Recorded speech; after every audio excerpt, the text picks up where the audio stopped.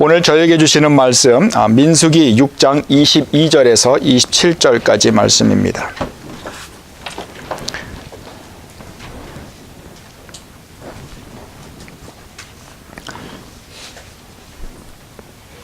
민수기 6장 22절에서 27절 우리 같이 한 목소리로 읽겠습니다. 자, 시작. 여호와께서 모세에게 말씀하여 이르시되 아론과 그의 아들들에게 말하여 이르기를 너희는 이스라엘 자손을 위하여 이렇게 축복하여 이르되 여호와는 내게 복을 주시고 너를 지키시기를 원하며 여호와는 그의 얼굴을 내게 비추사 은혜 베푸시기를 원하며 여호와는 그 얼굴을 내게로 향하여 드사 평강 주시기를 원하노라 할지니라 하라. 그들은 이같이 내 이름으로 이스라엘 자손에게 축복할지니 내가 그들에게 복을 주리라. 아멘.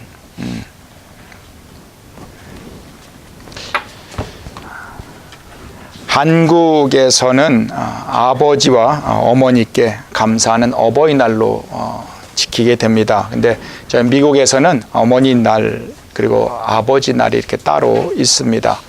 그래서 저희 교회는 지난주에는 어머니 주일로 지켰고요. 오늘은 아버지 주일로 지키고자 합니다.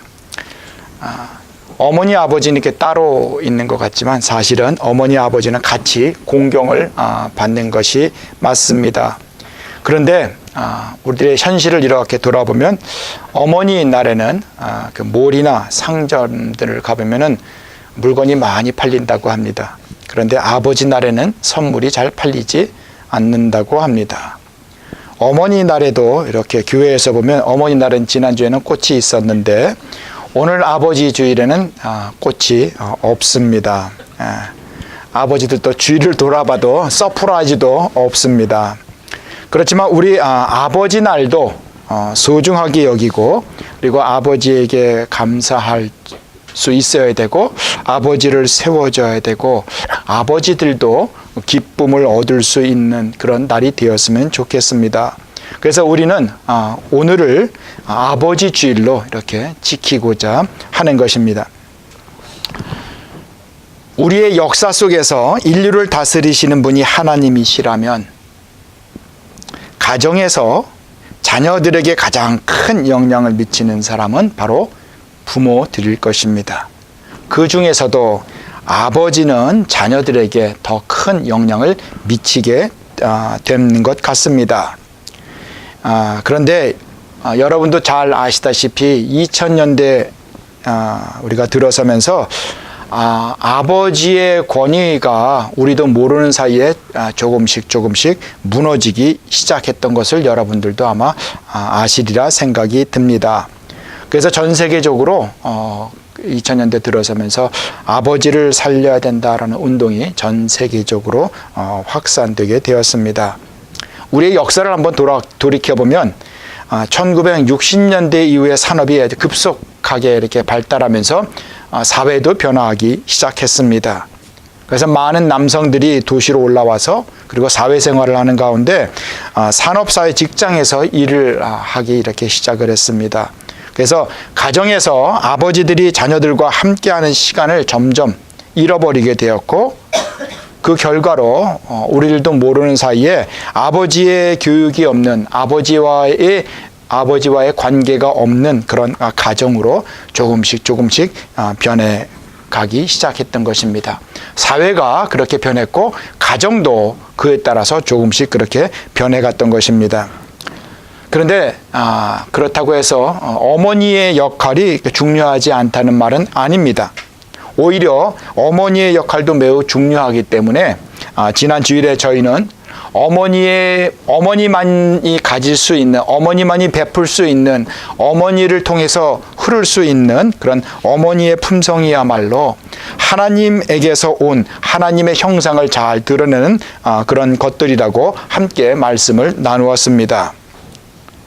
그런 어머니의 품성들이 하나님의 형상에서 흘러나왔던 것들이었다면 아버지의 품성도 분명히 하나님에게서 흘러나온 것들이 있어야 되지 않겠습니까? 이렇게 아버지와 어머니의 역할 모두가 가정에서는 조화를 이루는 것이 매우 중요합니다. 그런데 이런 조화가 현대 산업사회로 변화하면서 서서히 무너지기 시작했던 것입니다. 그러다 보니까 가정에서 여성들의 역할이 조금씩 커지기 시작했고, 그리고 또 반면에 가정보다는 바깥에서 거의 일을 해야 하게 되는 아버지들의 권위와 아버지들의 자리는 점점 더 없어지기 시작했던 것입니다. 여러분 기억하실지 모르겠습니다. 지난번에 이야기를 나누는 중에 이민아 목사님이었었죠. 이민아 씨의 삶에 대해서 잠깐 이야기를 나누었었는데, 그 이민아 씨가 미국 LA로 이민을 가게 되면서 많은 어려움 가운데서 교회도 열심히 다녔다고 합니다. 그리고 그 가운데 어려움 가운데 얻었던 첫 아들을 얻었는데 얼마나 힘이 되고 사랑스러웠겠습니까?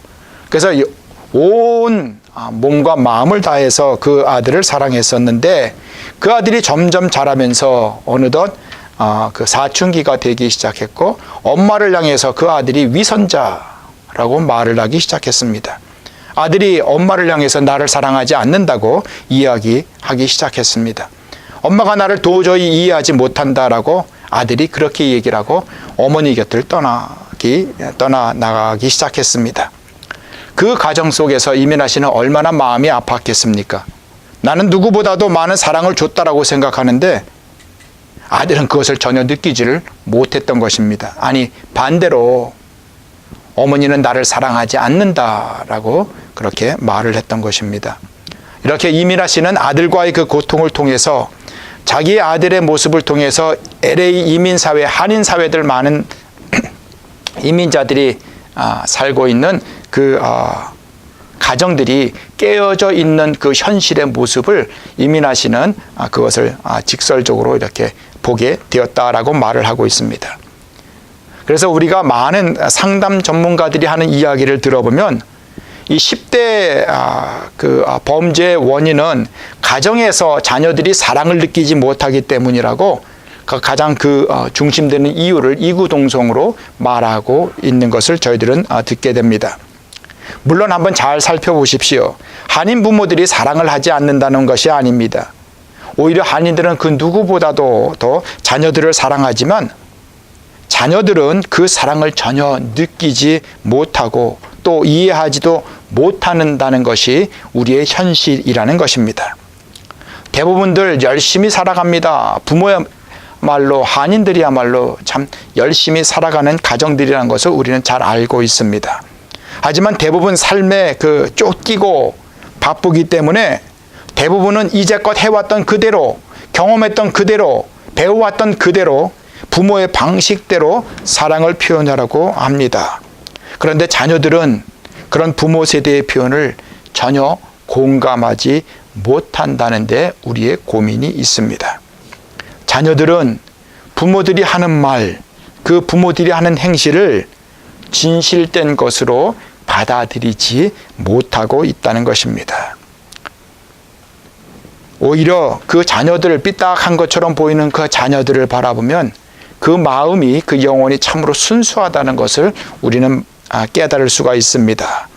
순수한 자녀들의 눈으로 그 부모들을 바라보았을 때 그 부모들의 모습은 그 자녀들의 눈에는 이기적이고 위선자의 모습으로 비춰지게 된다는 것입니다.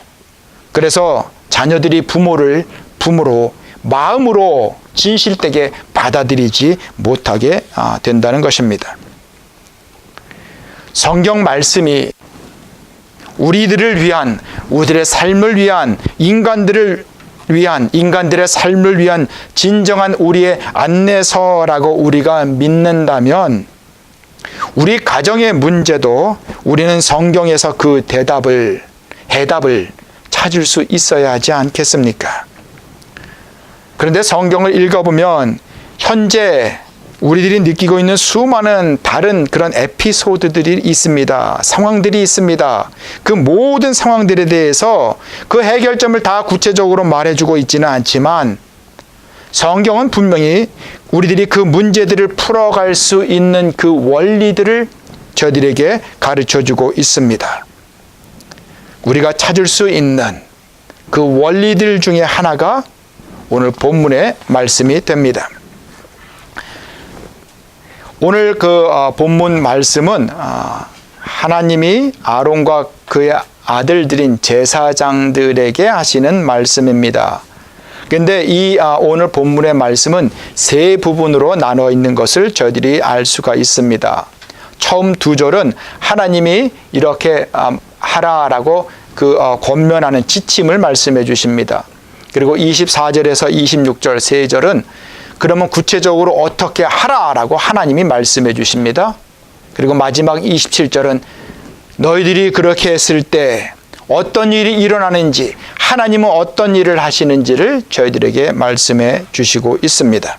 그래서 그 부분을 우리 함께 말씀을 나눠보도록 하겠습니다. 처음 두 절입니다. 여호와께서 모세에게 말씀하여 이르시되 아론과 그의 아들들에게 말하여 이르기를 너희는 이스라엘 자손을 위하여 이렇게 축복하라 라고 하나님이 말씀하십니다. 자, 내가 이렇게 말할 테니까 너희는 잘 듣고 그렇게 따라하라 라는 그런 말씀입니다. 하나님이 모든 백성을 축복하시기를 원하시는데 그 축복을 주시는 방법, 이루시는 방법을 하나님께서 말씀해 주시고자 하시는 것입니다. 그런데 오늘 이 말씀에 의하면 하나님은 축복을 하시는데 지금 제사장들인 아론과 그의 아들들이 그 사람들이 그렇게 말을 하라라고 전해주고 있습니다. 하나님이 복을 주시기를 원하시는데, 축복을 주시기를 원하시는데 사람들인 제사장들을 통해서 주시겠다라는 그런 말씀이 됩니다. 그럼 어떻게 하라는 말씀입니까? 라고 물을 수가 있는데 그 내용이 바로 24절에서 26절의 말씀입니다. 이렇게 축복하라 라고 그 기도의 문, 축복의 내용을 하나님이 말씀해 주십니다. 이렇게 말씀하십니다.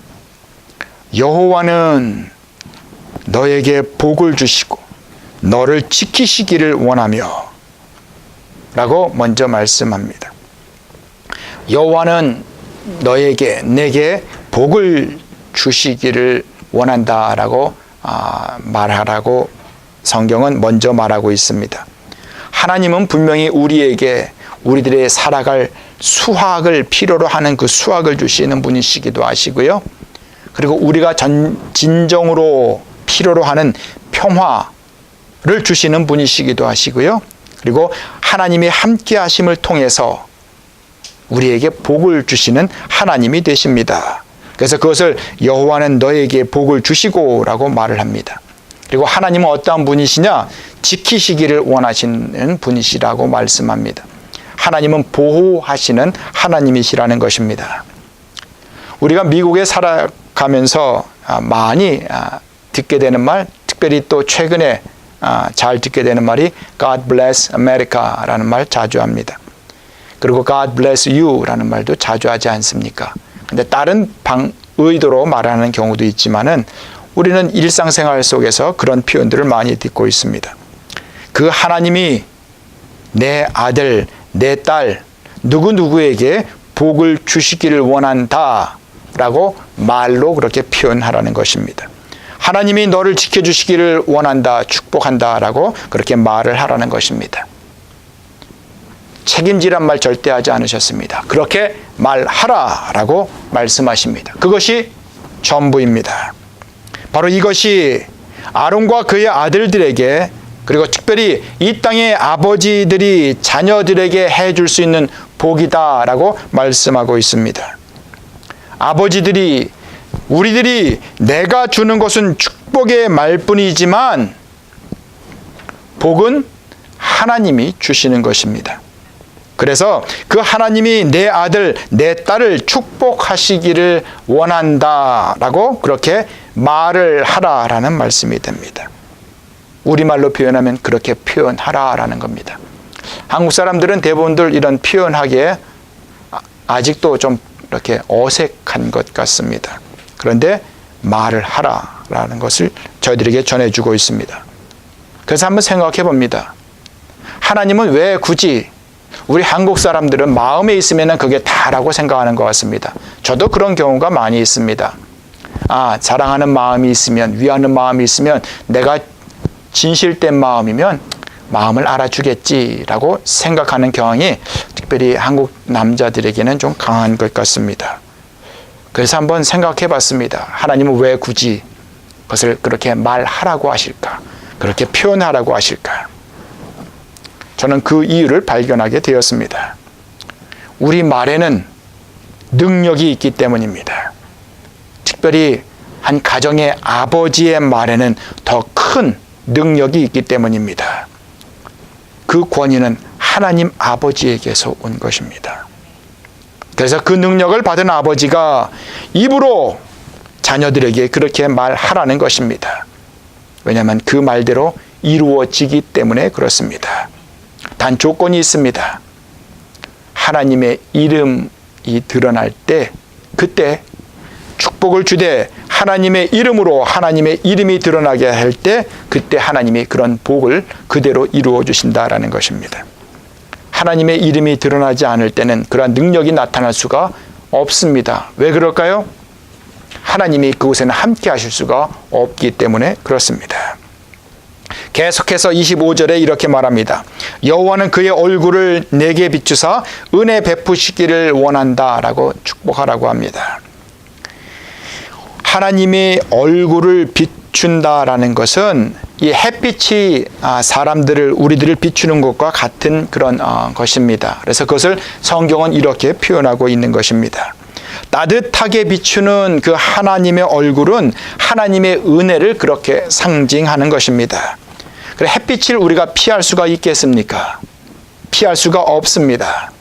그렇게 우리에게 비치는 햇빛처럼 피할 수 없는 그 하나님의 은혜가 어디로 가든지 어느 곳에 있든지 무엇을 하든지 그 자녀에게 비추기를 축복하라라는 그런 말씀이 됩니다. 그래서 26절에 계속해서 이렇게 말씀합니다. 여호와는 그 얼굴을 내게로 향하여 드사 평강 주시기를 원하노라 할지니라. 하나님은 그 얼굴을 내 자녀에게 드사, 너에게로 드사라고 말씀하시는 것은 하나님은 그 사람들을 다 알고 계시다라는 것입니다. 부모만큼 자녀들에 대해서 누가 다 잘 알겠습니까?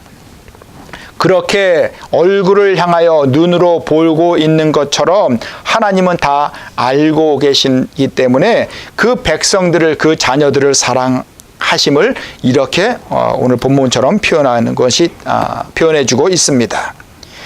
평강 주시기를 원한다라고 기도하라고 합니다.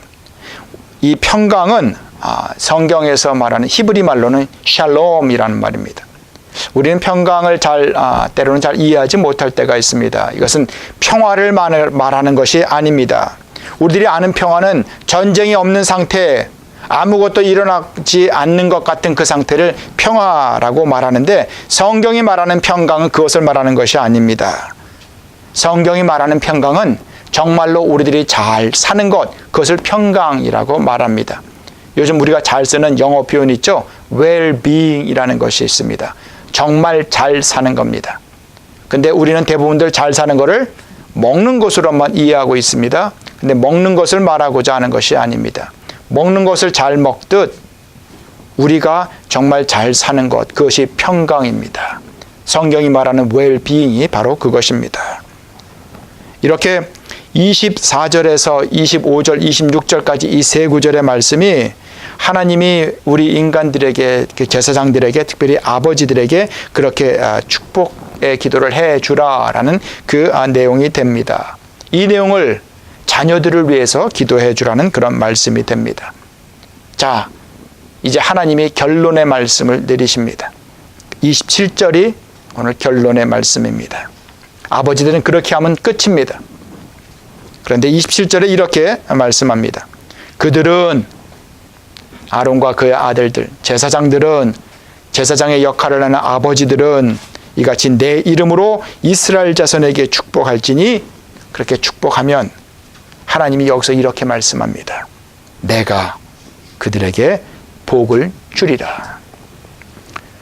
우리는 축복할지니라라는 말에 거부감을 좀 느끼는 것 같습니다. 내가 감히 어떻게 자녀를 축복할 수 있어라고 생각하는 것 같습니다. 근데 원문의 말씀을 다시 한번 살펴보니까 이렇게 말씀합니다.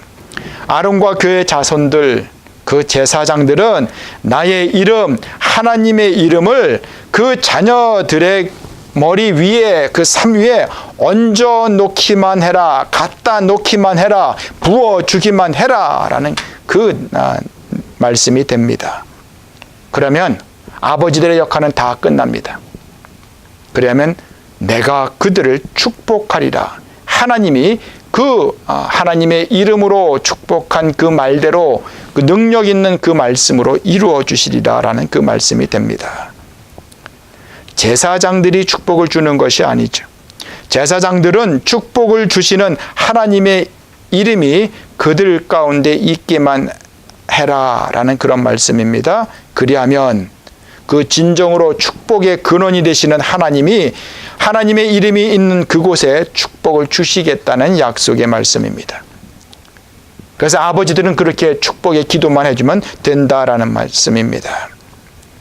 아버지는 물론 어머니도 자녀에게 복을 줄 수 있는 존재는 아닙니다. 그 누구도 우리에게 복을 줄 수가 없습니다.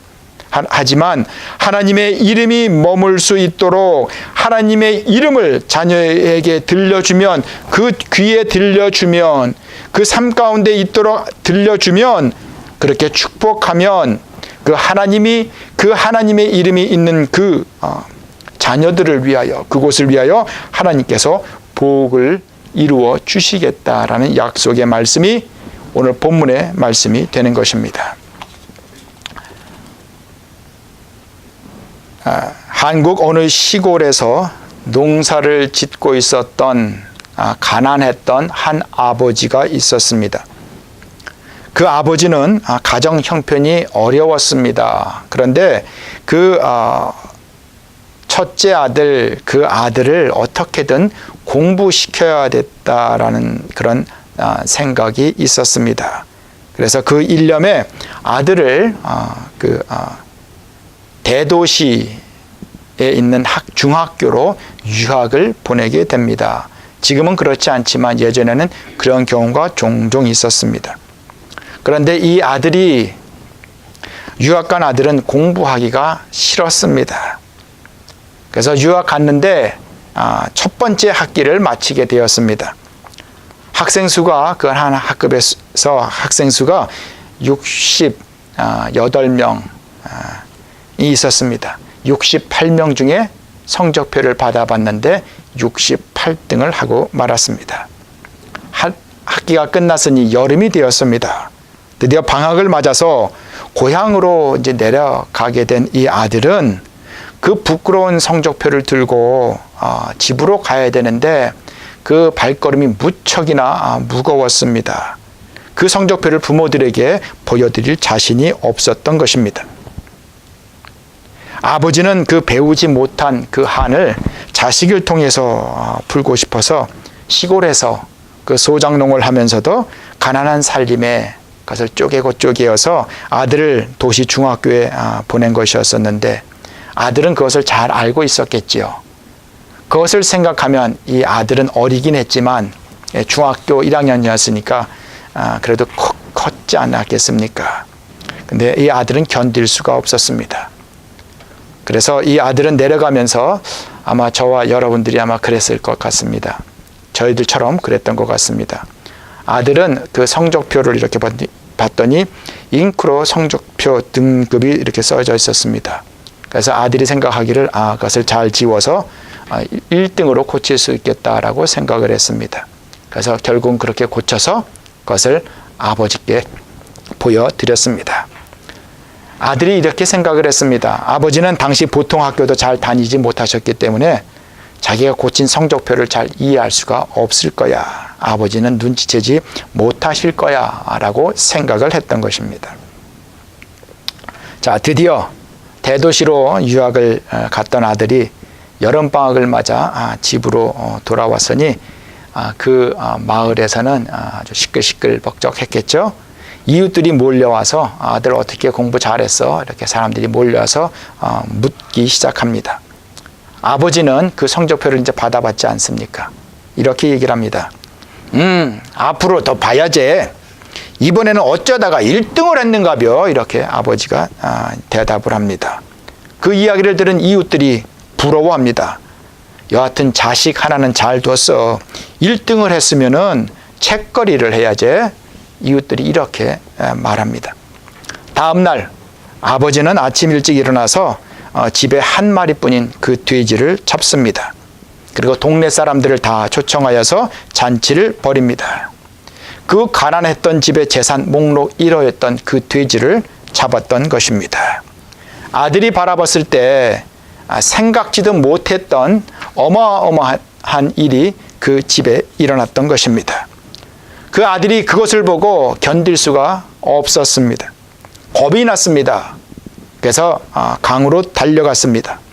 그곳에서 죽어버리려고 물속에 들어가서 숨도 안 쉬어봤고, 그리고 더 있으려고 버텨봤지만 그럴 수도 없었습니다. 그래서 자기 머리를 주먹으로 마음 쳤지만은 결국은 그 고통을 감당할 수가 없었습니다. 죽고자 했지만 죽지는 못하고 그날 겨우 저녁이 밤이 깊어서야 겨우 집으로 돌아가게 되었습니다. 그리고 세월이 흘렀습니다. 이후에 이 일은 그 아들도 그 잔치를 지나고 그리고 다시 또 대도시로 가서 공부를 하게 되었을 것입니다. 그 일은 이후에 아들에게 아주 잊혀지지 않는, 잊을 수 없는 충격적인 사건이 되었습니다. 그런데 그 아들은 그 사건 이후에 그 아들의 삶이 완전히 바뀌게 되었습니다. 그리고 17년간의 세월이 흘렀습니다. 그 아들은 대학 교수가 됩니다.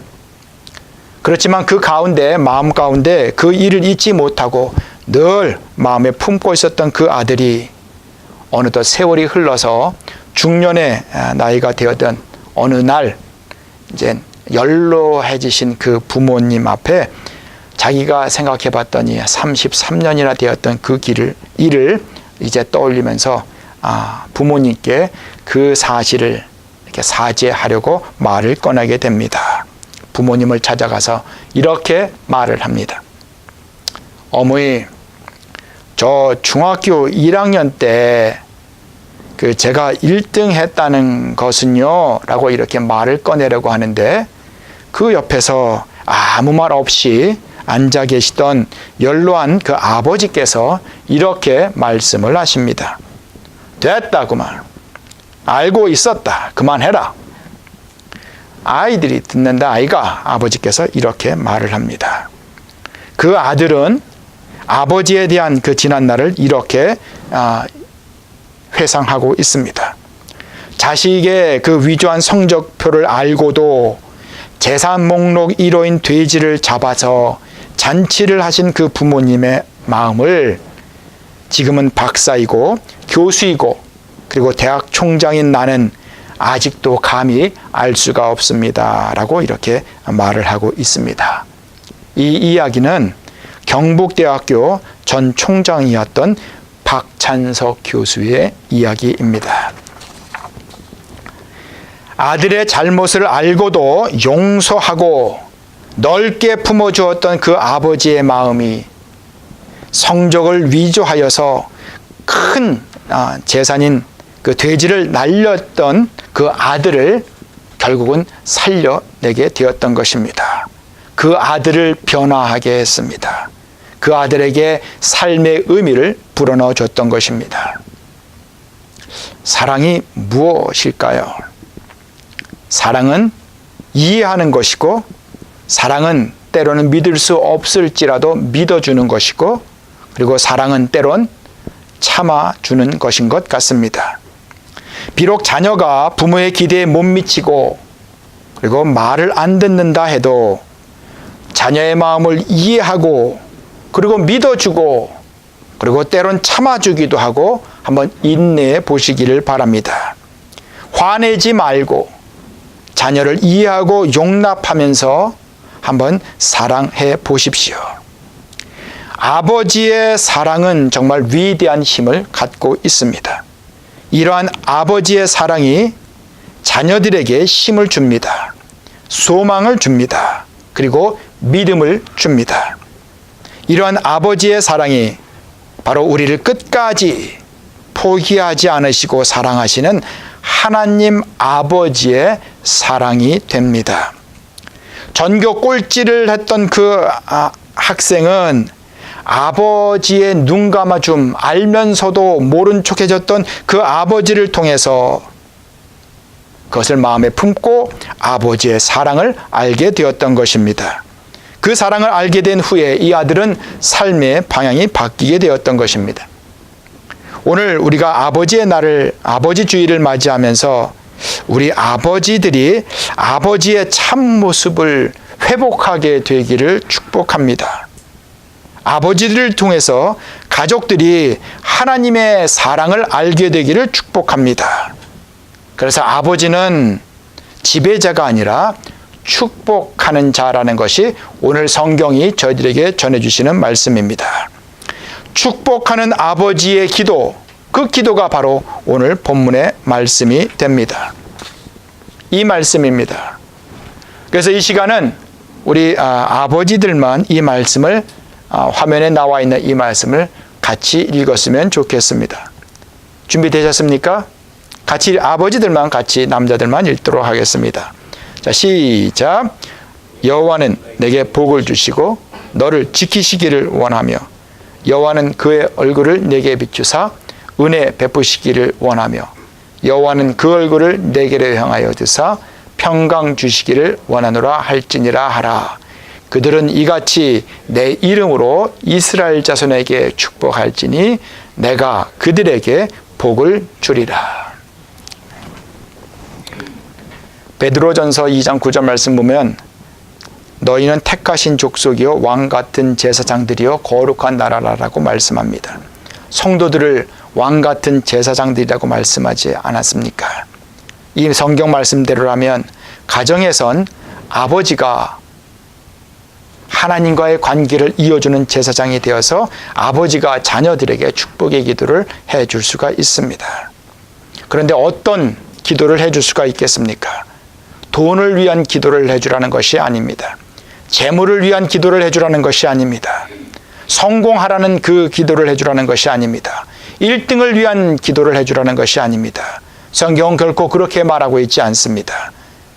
인생에서 가장 중요한 복은 바로 하나님 자신이기 때문에 그렇습니다. 하나님께서 오늘 이렇게 말씀해 주십니다. 이스라엘 백성들을 위한 가장 귀한 기도이자 자녀들을 위해 가장 위대한 기도는 하나님이 복을 주시는 것이다 라고 말씀하고 있습니다. 하나님이 지켜주시는 것이다 라고 말씀하고 있습니다. 하나님의 얼굴을, 그 빛을, 그 진리를 자녀에게 비추사 은혜를 베풀어 주시는 것이라고 말씀하고 있습니다. 그리고 친밀하게 하나님의 얼굴을 자녀에게로 향하여 드사 평강을 주시기를, 진정으로 잘 사는 길을 하나님께서 인도해 주시기를 간구하는 것이다 라고 말씀하고 있습니다. 이것이 이스라엘 백성을 위하여 최고의 축복이었던 것입니다. 동일한 말씀으로 이것이 아버지들이 자녀들을 위한 최고의 축복의 기도가 될 수 있다는 것입니다. 가정에서 머리 되는 아버지의 역할은 다른 것 없습니다. 하나님의 사랑을 전해만 주는 것입니다. 그 가장 귀한 복을 이루시는 분은 바로 하나님 자신이기 때문에 그렇습니다. 그 하나님이 여러분의 가정에 복을 주시고 여러분의 가정을 지켜주시고 하나님의 얼굴을 비추셔서 은혜를 베풀어 주시고 하나님의 얼굴을 들어서 평강을 주시는 것, 그 기도를 아버지의 음성으로 들려주라는 말씀입니다. 그것이 가정의 자녀에게 참된 축복이 됩니다. 입을 통해서 들려주는 것이 귀중합니다. 그것이 참된 축복이라는 말씀입니다. 오늘 이곳에 함께한 모든 아버지들이 하나님의 축복의 통로가 되시기를 주님의 이름으로 축원드립니다.